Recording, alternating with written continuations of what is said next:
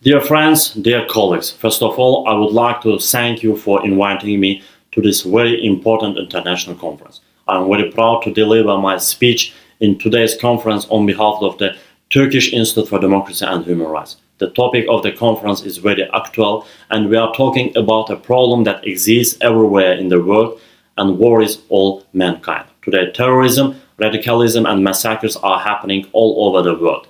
New wars, conflicts and clashes are happening. It seems that some circles are interested in the existence of wars in the world, bringing religious beliefs, human rights and other such reasons. Conflicts are created between countries and peoples. Looking back, we all recognize the powers and countries behind these conflicts. Iraq, Syria, Yemen, Middle East and Ukraine. I can extend this list, but this is not the topic of my speech. In fact, I want to draw attention to the reasons and goals at the root of these conflicts. The reasons are religious discrimination, the desire for independence of a small number of peoples, and economic resources. The goal is to seize control over these countries by disrupting the existing stability and rob their wealth. It is strange that these problems do not exist in Western countries. Or is there no religious discrimination in the West? Of course there is. The target is not the West. Yesterday the target was Muslim countries, today the target is rising Asia. Today there are different think tanks in the USA and European countries that study China separately, and special institutes learn Russia. There are separate research institutes that study Turkey today. Separate think tanks are conducting serious research today and study India, Korea and other countries. The goal is not to learn, spread and promote the culture of these countries. No one will believe it. Of course, the goal is to study these countries in depth and find their weak points, act in that direction and attack from that point. Today, there is no need to wage war with weapons. Brain warfare is more relevant today. And today they use the cut of Taiwan and Uyghur Turks against China. The goal is to slow China's growing economic and political influence. Today, by raising religious fanaticism in Arab countries, they create conflicts between Muslim groups and make Arabs hostile to each other. The aim is to prevent the unity of the Arab world. Today, they are using political influence tools against Turkey. They are waging a cold war against official Ankara based on human rights, fundamental freedoms, and other reasons. Today, there are plans to create a separate country from the lands of Turkey. As I said earlier, specific plans work against each target country. Radicalism and terrorism are used as means. Today, radicalism and terrorism occur in the world every day, every hour. Innocent people are killed every day. Today, the United Nations has become an institution without any role or influence, an organization where double standards are most often applied. The decisions made sometimes remain on paper for years and sometimes they are implemented within hours. When it comes to Palestine, the decisions taken have not been implemented for years, but if the target is Iraq, Syria, Russia, China, Iran, Turkey, or other Asian countries, it's implemented immediately. Countries that hold human rights at the flag in their hands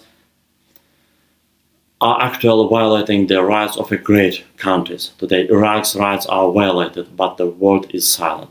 Today, Syria is destroyed and the world is just watching. Today, Palestine is dying and being blown up every day, but the world is not talking about it.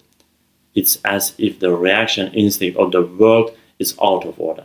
I speak today as a human rights defender, and I regret to say that the concept of human rights is already being used as the reasons for wars in the world today. I wonder if the USA and its allies who intervened in Iraq years ago because people's rights are being violated in Iraq think about the Muslims in Iraq today. I wonder if the Western world, which makes noise that people's electoral rights are being violated in Syria, knows how millions of Syrian refugees live today. Today, 5 million Syrians live in Turkey. Their right to live comfortably in their own country, in their own home, has been violated. Who violated their rights? We all know it very well. Years pass, old ones are forgotten, new scenarios begin. Today the world is experiencing the Ukrainian crisis. No one thinks about Ukrainians anymore. The goal is to defeat Russia. Countries that seem to be the most democratic countries in the world no longer think about achieving peace in Ukraine. Western leaders have one goal: to prolong the war in Ukraine and defeat Russia. Today, various scenarios are being written to destroy and disintegrate the Islamic Republic of Iran. Human rights, rights of minority peoples, fundamental freedoms, and other similar issues have been raised. This time, they are trying to use millions of Turks living in Iran in this discussion scenario. The goal is different: to drag Iran into a new war, to start a civil war inside Iran, and to divide Iran. Today, China is the target as well, creating a new hotbed of conflict in Taiwan, upsetting the minority peoples living in China, and starting a new war against the official Beijing. Of course, they don't have the strength for it, but small steps are being taken in this direction. And no one is insured against this. Yesterday it was Iraq and Syria, today it is Ukraine, tomorrow maybe Iran and other countries. No human organizations or mechanism exists to counter this trend. Today the UN, NATO, OECD, the European Parliament and other international organizations serve one purpose: to ensure the interest of the United States and Europe in the world. And the world is rapidly moving towards armaments. Every country acquires modern weapons to defend itself. I would like to note with great regret that the power and influence of countries today is not measured by the standard of living and well-being of their citizens, but by the modern destructive weapons and military potential produced by that country. These weapons will come into play someday, and the world will turn into a big war zone.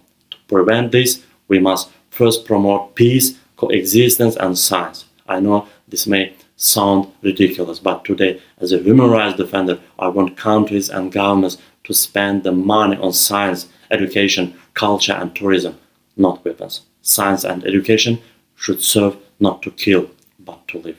I believe that the main topic of our conference today and the results to be achieved will serve to suppress the current wars and conflicts in the world and achieve peace in the world. I wish you all success and a peaceful world. Thank you for your attention.